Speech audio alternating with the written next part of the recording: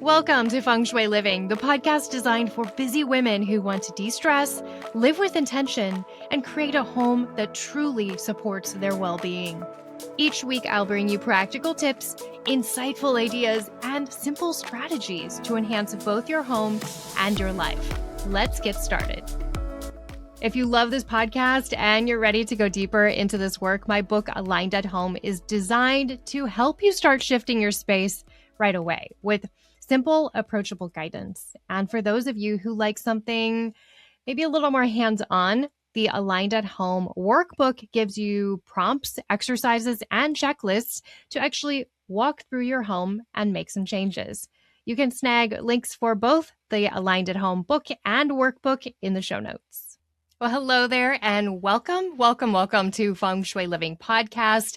I am your host, Lisa Morton. Today we're talking about the home office. Today's topic is Home Office Feng Shui 101. We're going to talk equal parts productivity and peace.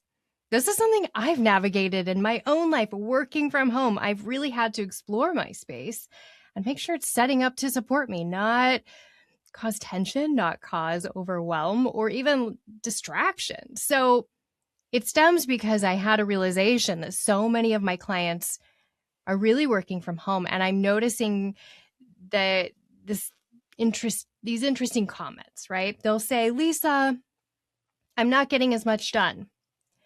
I'm feeling distracted. My back hurts. I don't feel creative. I'm getting all these comments, and usually when we dive into the space, it's not the person, it is the environment that they're in. Now, I will first say this.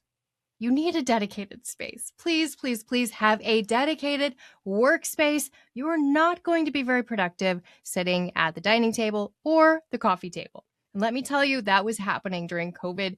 People were calling me frustrated because they couldn't focus, and yet they were sitting at the dining table. You know, your home office isn't just where you're working. It's where that professional essence of you lives, right? And if it's set up wrong, you're kind of fighting against and making life a little more difficult than it needs to be. So today I'm breaking down home office feng shui from someone who's worked from home, for 15 years. And we're going to do it in a way that actually works, folks, starting with those practical things, because ergonomics really matters. Setting up a space to really, truly support your physical body is so important. And then we're going to move into the feng shui energetic piece, because a beautiful desk, no matter how amazing it is and how aligned it is to your body, having it in the wrong position isn't going to help you. So let's get into the ergonomics, the foundation of your office. So let's get into lighting. This is often an overlooked piece because we just throw a lamp in our office and open the blinds and hope it all works. But natural lighting, we know, is so important. It boosts our mood. It gives us energy. It also helps if you struggle with eye strain. Be mindful of allowing natural light in. Avoid those harsh overhead lights. Again, they cause fatigue. It creates stress in your body. Add a warm desk lamp. A nice desk lamp with a warm white bulb. And then also position yourself so you're not looking at the bulb. It's not blinding you from the corner of your desk. I had one client not too long ago, and she reached out because her office wasn't supporting her. She just didn't know what to do. Just, Lisa, fix it.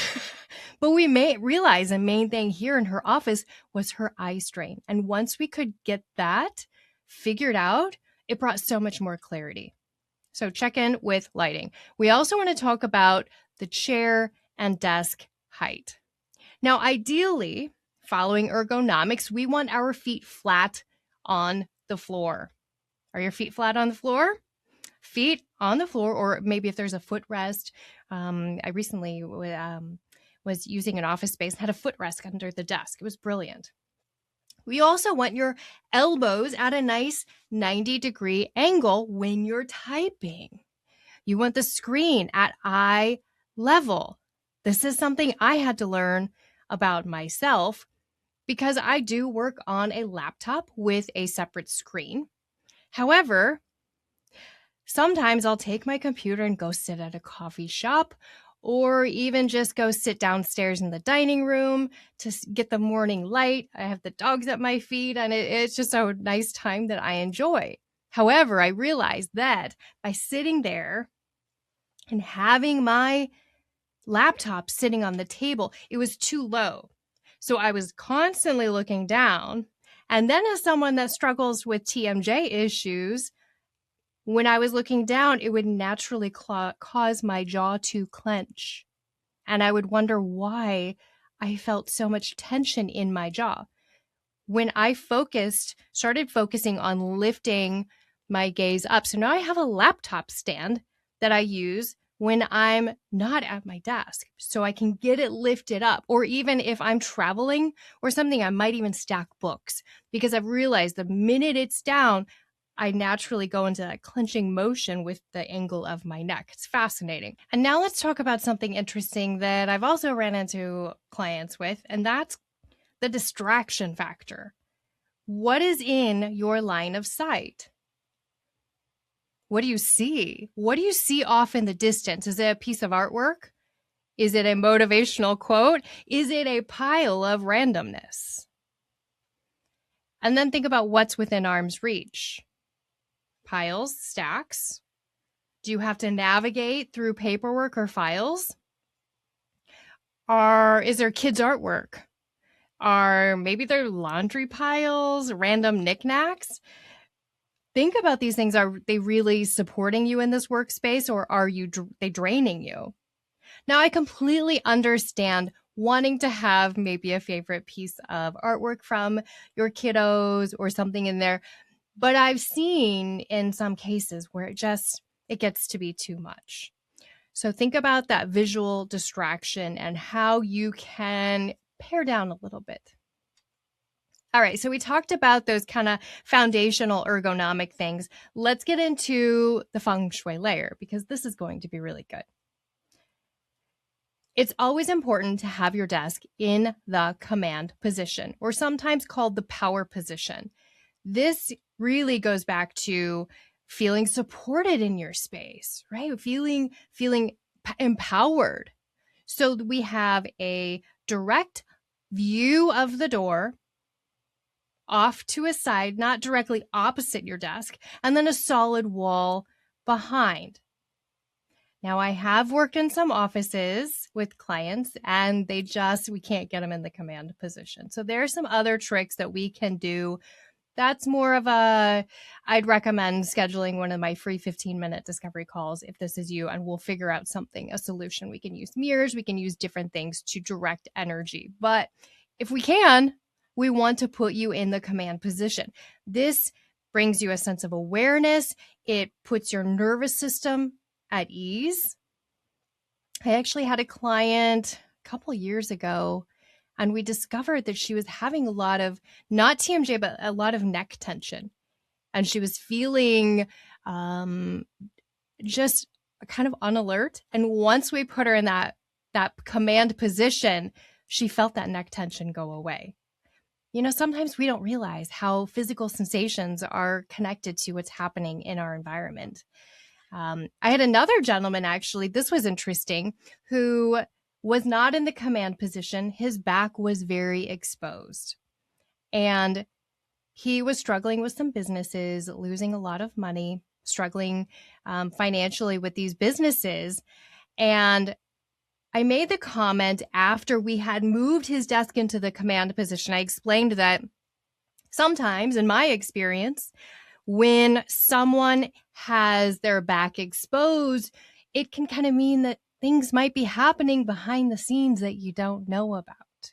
And that came to be very, very true for him. He called me, and he's like, you're not going to believe this. There was stuff going on I had no idea about.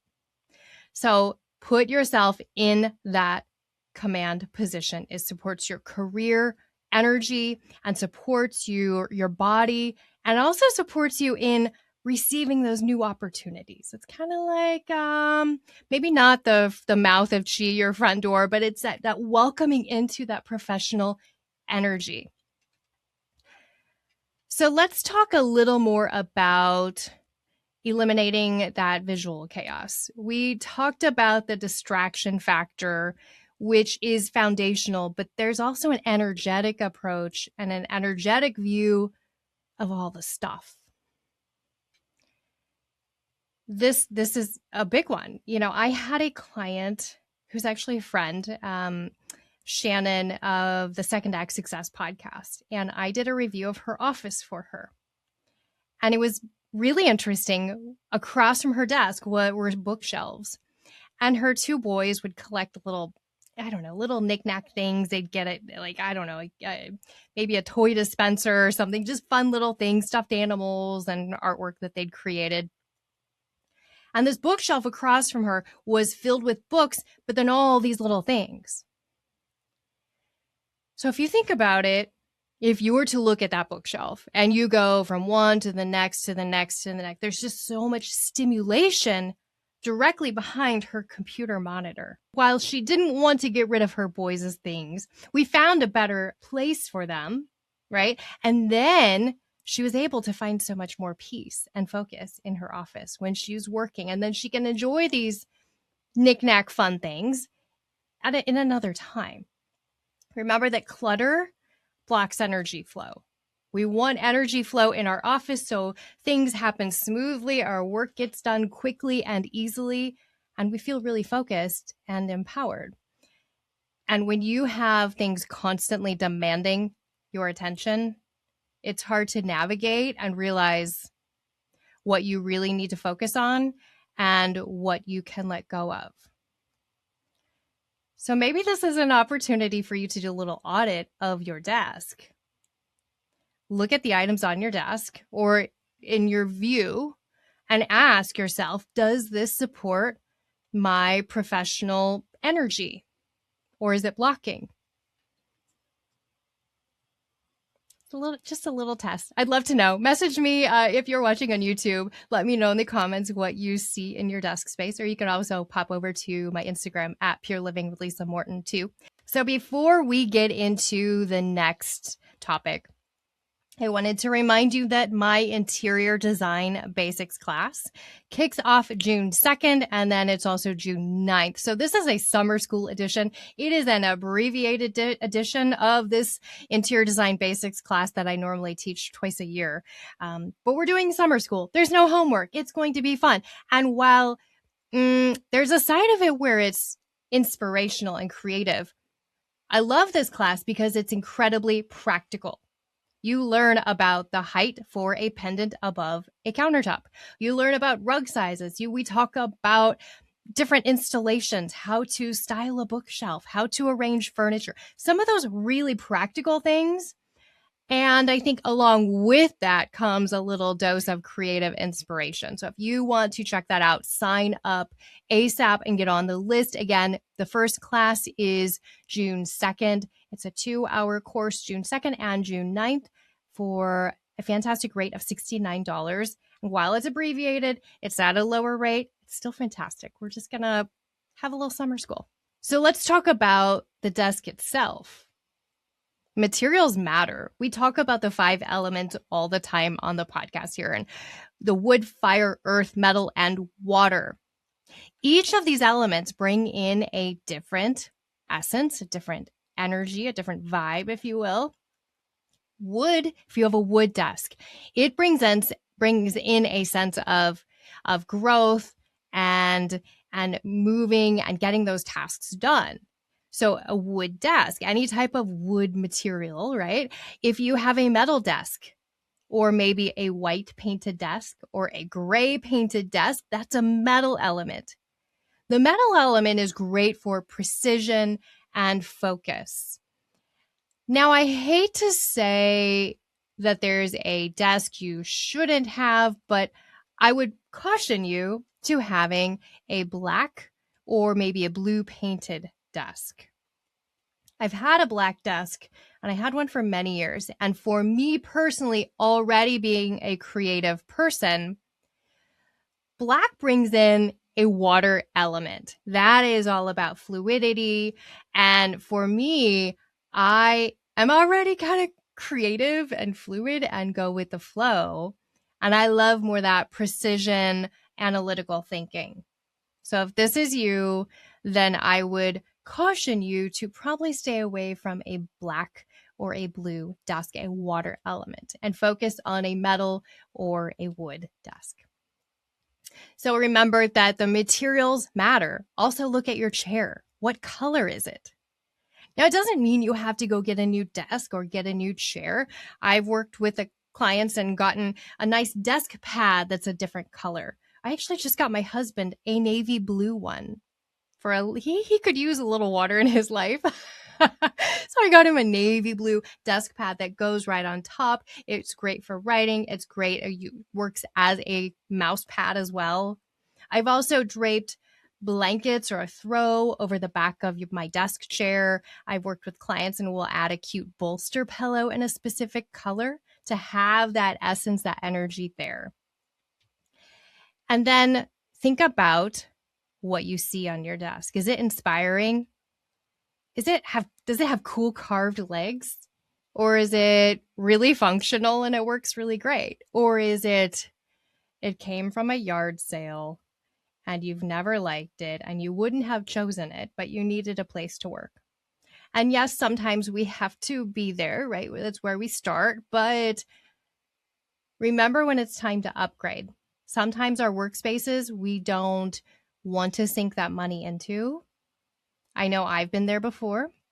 But the more you care for the space, the more your work will be amazing. And I know I've personally seen big shifts when I shift my workspace. Of course, you can expect that I'm going to tell you to bring in a plant. Bring in a plant into your office or place it on your desk. The green plant, again, is all about growth and renewal and will keep you motivated and going forward. Plus, I think having a small plant on your desk, there's a beautiful ritual in caring for something, and that can help nurture your work and your inspiration and moving forward in your business. And then here is the last Feng Shui tip that I want to share with you, and that is to clear up at the end of the day. Clear off your desk, wipe it up, wipe it down, pick up the papers, put the pens and the paper clips away, do what you can to just schedule it in. Put it in your calendar that you have 10 minutes at the end of the day. And it's 10 minutes. I always put it in bold red. So I know those things in bold red on my calendar cannot be moved, cannot be tweaked. I have to take care of this at this time. So schedule it in and know that it's something you have to do. Again, 10 minutes is all I'm asking. So let's put together a little action plan for you. How about that? Here's what I want you to do this week. I want you to assess your desk placement. Is it in the command position? Can you see the door? Do you have the solid wall behind? If not, can you move it? Then I want you to do a little bit of a distraction audit. What is grasping at your attention? And if there are things grasping for your attention, is it supporting you? Is it supporting you in your work? Is it worth taking your attention off the email you're typing to see something out of the corner of your eye, right? Is it worth that distraction? If it's a plant or something that's inspiring you, maybe not. Check in with your lighting.